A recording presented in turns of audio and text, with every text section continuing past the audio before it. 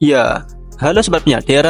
Kebakaran hebat yang baru-baru ini menimpa Los Angeles, California, Amerika Serikat membuat damkar menggunakan berbagai cara dan upaya untuk memadamkannya.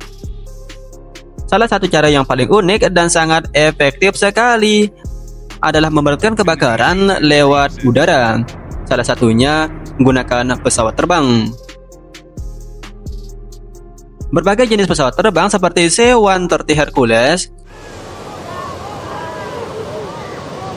DC-10 tanker, dan berbagai pesawat lain dimodifikasi untuk mampu memadamkan kebakaran ini.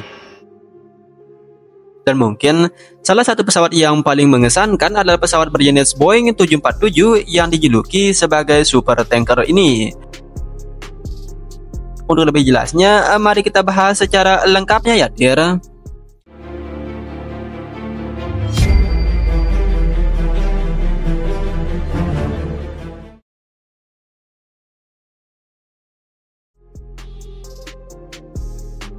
Pada tahun 2002, terjadi kebakaran hebat di California, negara bagian Amerika Serikat.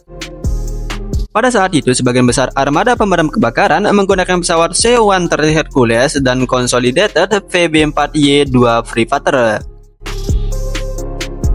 Naasnya, dari total 35 pesawat yang bertugas, 2 diantaranya masing-masing satu pesawat C-130 Hercules dan satu pesawat VB-4Y2 Free Fighter mengalami insiden kecelakaan pada tanggal 17 Juni tahun 2002.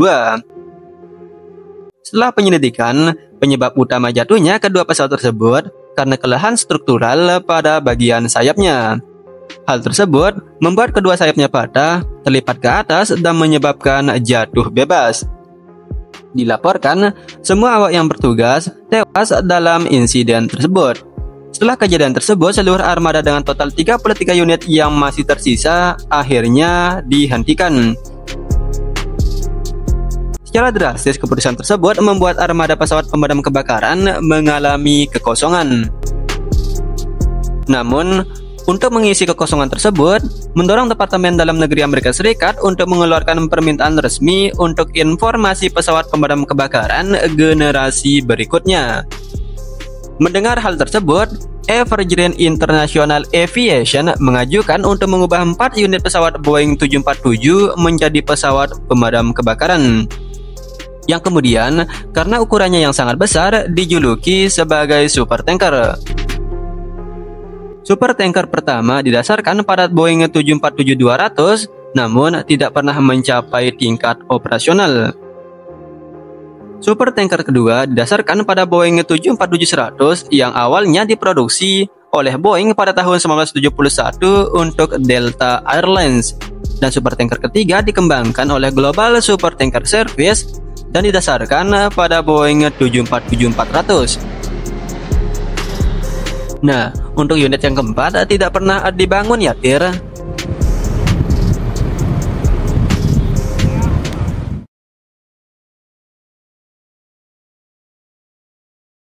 (747) Super Tanker dilengkapi dengan sistem tetes cairan bertekanan yang dapat menyebarkan air atau zat tahan api lainnya dan kecepatan yang meniru tetesan hujan. Hal ini dilakukan guna mencegah air atau zat pemadam lainnya yang kita sebut sebagai retardan ya menguap jika hanya mengandalkan dijatuhkan secara konvensional.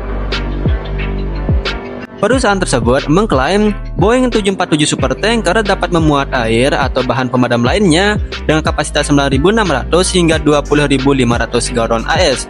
20.500 galon AS yang jika dikonversi kira-kira mencapai 74.000 hingga 77.600 liter. Ketika bertugas, 747 akan terbang rendah dengan ketinggian 140 hingga 240 meter dan dengan kecepatan sekitar 260 km per jam.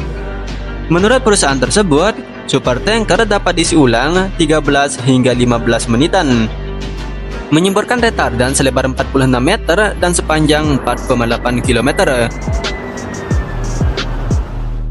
Kecepatan jelajah Boeing 747 yang sekitar 970 km per jam memungkinkannya tiba di wilayah AS manapun dalam kurun waktu 5 jam dan mencapai belahan dunia manapun dalam kurun waktu kurang dari 20 jam. Super tanker mampu beroperasional dari bandara manapun dengan persyaratan panjang landasan pacu sekurang-kurangnya 2.400 meter.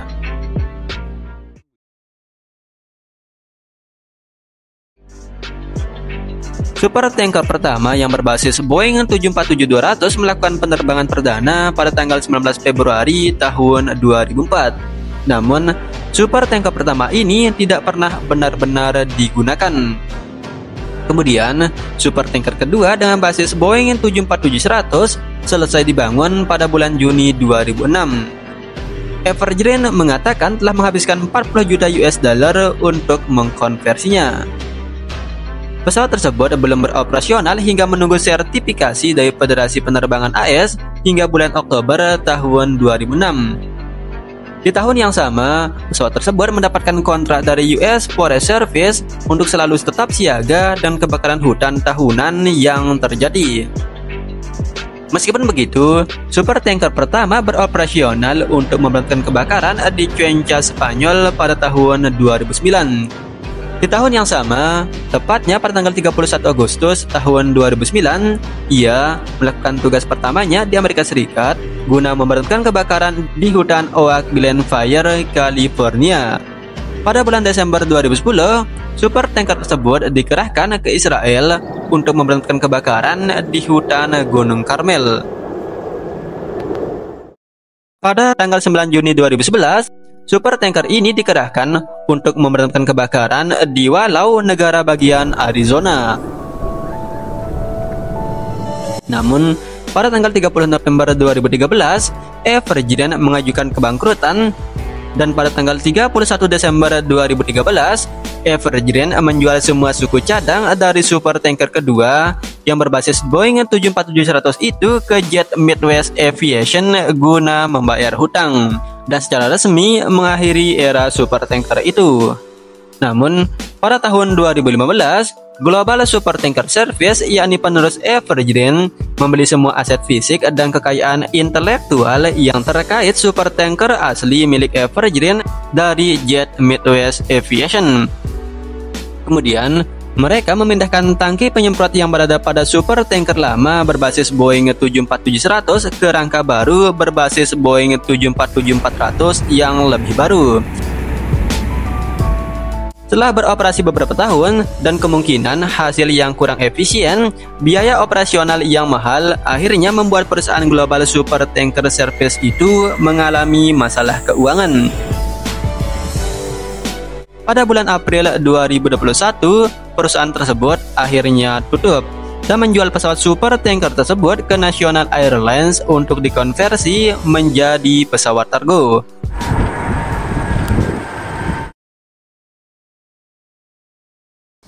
(747) Super Tanker memang mampu mengirimkan muatan atau retardan hampir 2 kali lipat dari DC-10 tanker dalam sekali misinya.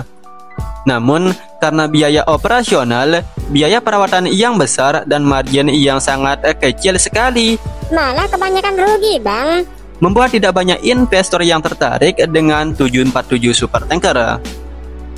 Dinilai, meskipun DC-10 tanker lebih kecil, namun memiliki keefektifan yang lebih menjanjikan dan dapat mengirimkan bahan pemadam atau retardan yang lebih besar dalam satu hari misinya. Selain itu, kehadiran pesawat amfibi yang dapat sekop-sekop air ini juga dinilai lebih efektif, lebih cepat, dan lebih murah daripada muatan yang besar namun lambat dan tentunya tidak menguntungkan.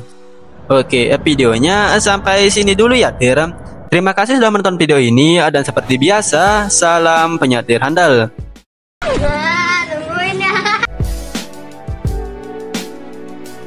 Nggak ada yang curi air di kolam saya lagi, Kak, Bang? Nggak ada, woi.